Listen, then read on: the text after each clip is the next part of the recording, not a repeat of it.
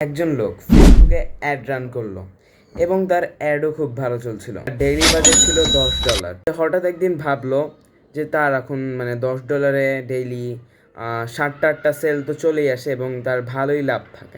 সে ভাবলো আমি যদি এই সেলটাকে বাড়াতে চাই, আমি যদি 8টার বদলে আমি যদি 16টার অর্ডার করতে চাই, সেই ক্ষেত্রে আমাকে অবশ্যই বাজেটটা বাড়াতে হবে।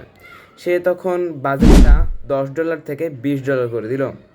ঠিক তার পরের দিন তার সেল যেখানে 7টা 8টা আসতো, সেখানে তার পরের দিন মাত্র 2টা অর্ডার আসে। এর পিছনের কারণটা কি? এর পিছনের কারণটা যদি আমি একটু ব্যাখ্যা করি, আমরা সাধারণত ক্লাস 1-এর পরে ক্লাস 2, ক্লাস 2-এর পরে 3, 3-এর পরে 4, 4-এর পরে 5, এভাবে এক ধাপ করে আগাই।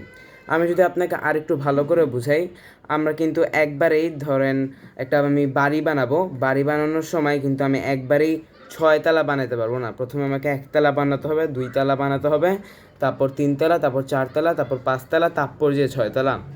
সো সেই ক্ষেত্রে আমাদের টাইমটা লাগবে। তো ফেসবুক অ্যাডেরও ঠিক সেম রুলস, যে আপনাকে ধাপে ধাপে আগাতে হবে। ধরেন আপনার এখন $10 বাজেট আছে, সেই ক্ষেত্রে আপনি যদি বাজেটটা বাড়াইতে চান, সেই ক্ষেত্রে আপনাকে 4 দিন পর পর 20% করে বাজেট বাড়াতে হবে। এভাবে 4 দিন পর পর 20% করে বাজেট বাড়িয়ে আপনি আপনার সেলটাকে আগের থেকে স্কেলিং করে আরও বুস্ট করতে পারেন।